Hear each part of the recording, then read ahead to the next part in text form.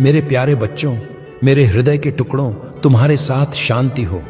मैं यहाँ तुम्हें कोई नया धर्म सिखाने या नियमों के बोझ से लादने नहीं आया हूँ, बल्कि मैं तुम्हारे उस बोझ को हल्का करने आया हूँ जिसे तुम जाने अनजाने अपनी आत्मा पर ढो रहे हो। मैं तुम्हारी आंखों में वह थकान देख सकता हूँ जो केवल शरीर की नहीं बल्कि मन की है।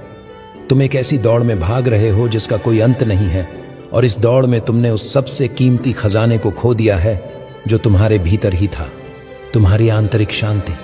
तुम सोचते हो कि जब सारी परिस्थितियां ठीक हो जाएंगी तब तुम्हें शांति मिलेगी, लेकिन मैं तुमसे सत्य कहता हूं, शांति परिस्थितियों के बदलने से नहीं बल्कि तुम्हारे देखने के नजरिए के बदलने से आती है। संसार तुम्हें सिखाता है कि अपने जीवन को कसकर पकड़ कर रखो, हर चीज पर नियंत्रण करो, लेकिन मैं तुमसे कहता हूं कि अपनी मुट्ठी को खोलो और जीवन को बहने दो, क्योंकि जिस रेत को तुम जितनी कसकर पकड़ने की कोशिश करोगे वह उतनी ही तेजी से तुम्हारी उंगलियों से फिसल जाएगी। जरा अपने मन को शांत करो और विचार करो कि चिंता वास्तव में क्या है। चिंता तुम्हारे मन द्वारा रचित एक ऐसा भविष्य है जो अभी तक अस्तित्व में ही नहीं आया है। तुम उन मुसीबतों के बारे में सोच सोचकर आज का सुख नष्ट कर रहे हो जो शायद कभी आएंगी ही नहीं। क्या तुम में से कोई है जो चिंता करके अपनी आयु में एक पल भी जोड़ सकता है? यदि तुम अपने जीवन की एक सांस भी नहीं बढ़ा सकते तो फिर बाकी बातों के लिए क्यों व्याकुल होते हो?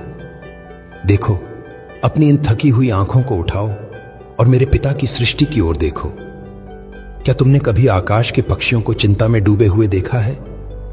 वे न तो बीज बोते हैं, न फसल काटते हैं और न ही गोदामों में अनाज इकट्ठा करते हैं, फिर भी वे गाते हैं, उड़ते हैं और जीवन का उत्सव मनाते हैं, क्योंकि तुम्हारा स्वर्गीय पिता उनका पेट भरता है।